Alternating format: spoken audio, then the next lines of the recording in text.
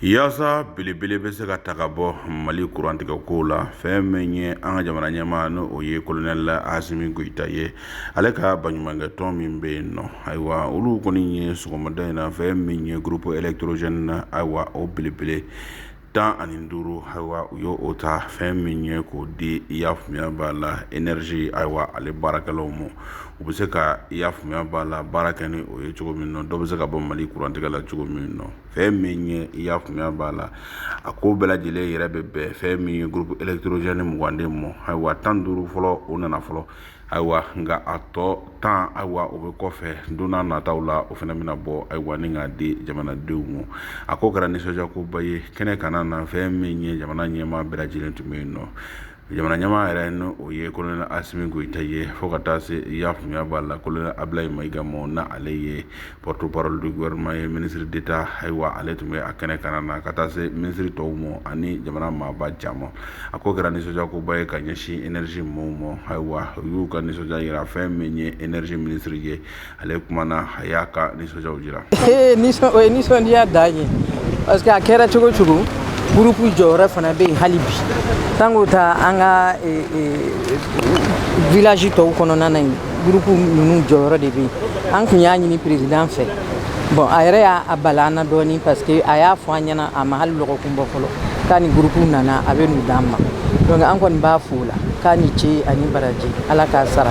parce que a ye nin min kɛ a m'a kɛ mɔgɔ kelen kama wa a y'a kɛ bɛɛ de kama nin groupe ninnu mana taa sigi yɔrɔ yɔrɔ bi na parce que tungo da caman bɛ yen dongo u bɛ kuma na groupe courant t'an fɛ yen courant t'an fɛ yen donc ni hali ni fitinin kelen mana taa sigi yɔrɔ min na bi na a bɛ magoba de ɲa olu ka yɔrɔ la ye donc an kɔni b'a fo de hali bi ala k'a sara o fara jiw fana kan parce que ji fana i ye ji de ka gɛlɛ hali groupe ye parce que ni ji i bɛ tile kelen kɛ i ma ji min hali ni minnu bɛ sun na i b'a nɔ i yɛrɛ la n'a fɔra ko ji tɛ yen to a bɛ mɔgɔw sɛgɛn a ye nin forage minnu kɛ fo ka taa se 400 ɲɔgɔn na a ye anw de dɛmɛ o fana na hali bi parce que forage ninnu caman bɛ yen adduction d'eau kɛra n'o forage ye ka robinet don mɔgɔw ka so kɔnɔ o caman de fana kɛra o senfɛla la donc an b'a fo o fana na a ye min kɛ a m'a kɛ mɔgɔ kelen ye a y'a kɛ Mali bɛɛ de parce que maliyɛnw sɛgɛnna a ye maliyɛnw ka sɛgɛn dɔn a y'a dɔn maliyɛnw bɛ sɛgɛn min na donc a ye nin dunya in ta k'a lase anw ma anw tɛ foyi ye k'a ta dɔrɔn ka taa lase maliyɛnw ma anw ye cidenw de a bɛ taa o la dɔw bɛ to Bamakɔ mais caman bɛ taa marayɔrɔw la parce que marayɔrɔ ninnu olu de ka groupe bɛ yen de kosɛbɛ ka caya hali ka tɛmɛ Bamakɔ kan donc a kɛra cogo cogo dɔw bɛ to Bamakɔ mais dɔw bɛ taa marayɔrɔw fana na groupe bɛɛ lajɛlen ye 25 lo fɔlɔ de nana nin ye filanan fana bɛ nalen lo fɔlɔ min ye nin ye o ye 15 ye filanan min bɛ nalen o ye 10 ye donc a bɛɛ lajɛlen o ye 25 énergie ale directeur général ye ale tun bɛ kɛnɛ kana na ale yɛrɛ nisɔndiyalen ayiwa a ye kɔrɔfɔw ta a y'a jira k'a fɔ ko ni ala sɔnna jamana ɲɛmaa y'a dabɔ fɛn min kama ko a bɛna kɛ o ye olu na ko bɛɛ lajɛlen kɛ yaasa minɛn ninnu ayiwa ka se u seyɔrɔw la ani fɛnɛ u na ko bɛɛ lajɛlen kɛ ayiwa a bɛ se ka ladonko ɲuman sɔrɔ cogoya min na an bɛ foli kɛ ka ɲɛsin président Asimi Goita ma président de la transition ale min ye nin groupe san o ɲɛsin o di EDM ma jasa an ka se ka malidenw kuranko a ka se ka nɔgɔya cogo min o la an b'a fo ka waleɲuman dɔn an b'a fo malidenw tɔgɔ la malidenw mago bɛ kuran na bi bɛɛ b'a dɔn kuranko gɛlɛya b'an na donc nin baara ninnu ɲɛsinnen bɛ cogo min hali bi dɔ bɛ se ka bɔ o gɛlɛya la ani groupe minnu filɛ nin ye o kana an b'a fɔ puissance bɛ taa ka bɔ 600 kW la ka taa bila 1200 kW la u fanga puissance fanga groupe ninnu ye marque FG Wilson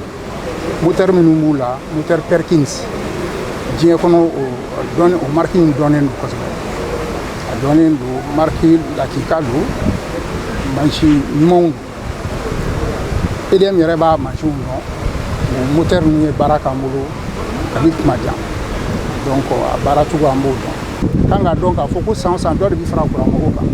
dɔ bɛ fara mɔgɔw kan cogo min dɔ bɛ fara baaradaw kan cogo min dɔ bɛ fara baarayɔrɔw kan cogo min dɔ bɛ fara kuranmɔgɔw kan o cogo la donc nin dɔn in bɛna anw permet nin gɛlɛya in kɔnɔ ka se ka na ni nɔgɔya ye an ka sigidaw la aw jɔyɔrɔ bɛ ye kosɛbɛ n y'a f'i ye cogo min an ka centre caman na gɛlɛya bɛ bi o kɔrɔ ko an tɛ se ka courant di ka wasa kɛ ka mɔgɔw wasa yɔrɔ dɔw bɛ yen yɛrɛ tuma dɔw courant dita man ca donc a b'a munumunu de ko a bɛ kɛ Bamakɔ cogo min donc nin groupe bɛna dɔ fara an ka capacité kan ka se ka dɔ fara halisa mɔgɔw ka courant mɔgɔw wasali la courant ko la. Jamana ɲɛma ale ka baɲumankɛ tɔn min bɛ yen nɔ ni olu de bɔra ka nin groupe ninnu di ayiwa o ɲɛma ayiwa ale fana ye kɔrɔfɔw ta a ka kɔrɔfɔw kɔnɔna na a y'a ye k'a fɔ ko jamana ka ɲɛtaa siraw ayiwa ani jamana kɔnɔna na degun mana kɛ yɔrɔ minnu nɔ jamana ɲɛma yɛrɛ kalekan ye o ye ko ni tɔɔrɔ kɔni ye jamana fan fan sɔrɔ ko ne an y'an kunkolo kɔrɔtan ko an bɛ ale jɔlen ye. Kuranko gɛlɛya dɔn bi Mali la kuranko président cɛsirilen don kuranko la an y'a ye centrale solaire 3 première pierre posée pour que ka kuranko nɔgɔya maliyɛnw bolo œuvre sociale fɛnɛ y'a ta niyɔrɔ ko la nin na an bɛna groupe 15 di bi ni Ala sɔnna ma kɔfɛ an bɛ groupe 10 wɛrɛ di pour que kuranko bɛ yɔrɔ o yɔrɔ malidenw ka se ka kuran sɔrɔ kuranko gɛlɛya bɛ yɔrɔ o yɔrɔ dɔ ka se ka b'o la a bɛ di ministère mɔgɔw ma olu b'a di énergie mɔgɔw ma pour que ka groupe ninnu utiliser ka ɲɛ président hakili ye fɛn fɛn ye degun fɛn fɛn bɛ maliyɛn kan fan o fan n'a se ye mun ye ka dɔ bɔ degun na a b'o kɛ œuvre sociale hukumu kɔnɔna la. Jamana ɲɛma ka kuma don ko ni an bɛɛ lajɛlen jɛra ka kɛ kelen ye ka hakilinaw kɛ kelen ye ayiwa ka da u la ayiwa ni ka baara kɛ ko jamana bɛ jɔ Ala k'an ka jamana jɔ Ala k'an ka jamana diya.